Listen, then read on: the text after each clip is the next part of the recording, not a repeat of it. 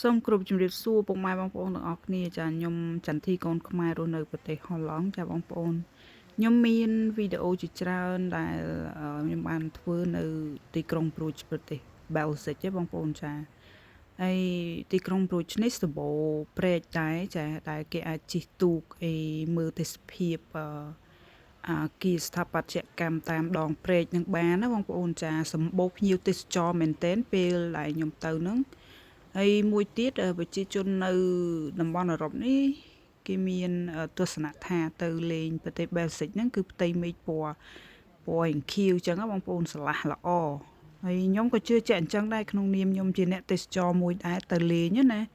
ចាពេលទៅគឺឆ្នាំនេះអាកាសធាតុល្អមែនតើបងប្អូនចាអត់សូវត្រជាក់ខ្លាំងហើយមេឃបើកថ្ងៃរហូតចាធ្វើឲ្យអ្នកទេសចរហ្នឹងចូលចិត្តមកលេងអញ្ចឹងណាបងប្អូនហើយផ្ទះគេស្អាតសំណង់អគារគេស្អាតជាប់មាត់ព្រែកហើយអឺខែក្តៅគឺរឹតតែតាក់ទាញភ្ញៀវទេសចរទៀតបងប្អូនចានេះដូចជានៅ